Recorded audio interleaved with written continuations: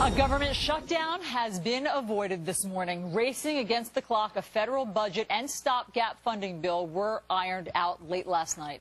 The Senate also passing the bridge bill, as it's called, to keep the government running. Here with what went on last night, House Budget Committee members, Texas Republican Congressman Bill Flores and New York Democratic Congressman Paul Tonko. Gentlemen, thanks so much for being here. I know it was a late night for you. My pleasure, Allison. Was Allison. I bet. Congressman Tonko, let me start with you. This is more money in spending cuts than the Democrats had hoped for. Are you happy with this deal? Well, I'm not certain. I want to check into it more closely. Obviously, I was happy we avoided a government shutdown. That would have been painful economically and certainly to America's middle class and working families.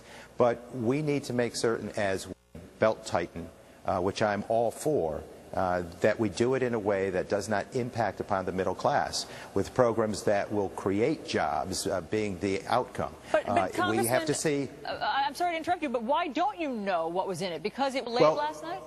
Well, you know, knowing what the basic framework is one thing, but wanting to know what the calculus is on jobs. Does it cut jobs? Is it job killing? These are things we'll have a few days now to do before next week's vote. Okay. But I want to make certain that what we do here, as we belt tighten and rid inefficiencies and fraud and outmoded programs, we want to do it in a way that does not impact the jobs opportunity for middle class. Sure. And that's what this has got to be about. Okay, Congressman, sorry, let me bring in Congressman Flores, because we understand that this literally went to the 11th hour. At 11 p.m.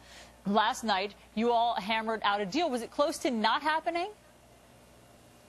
Well, from what I understand, there were several disagreements up until the very end. And we were in conference last night about 11:15 to 11:30 when a note was handed to the speaker that said we had a deal. I personally wish it hadn't gone this far, because I didn't like the fact that our troops were at risk for not receiving their pay. But that said, we got it done. It takes the work, or the lack of work, from the last Congress off the table, and it moves us forward so we can start working on the 2012 budget, because that's what Americans sent us here to do, is to begin to map out a road to the future so that we have a path to prosperity. Congressman Flores, you know, next up, now that this has been hammered out, is what to do about the debt ceiling. That promises to be even more contentious. What do you predict? Yes. I expect that the debt ceiling will be a very important vote for this Congress, because it can be used as another tool to begin to greatly bend the cost curve of the United States government and to slow down the rate of growth.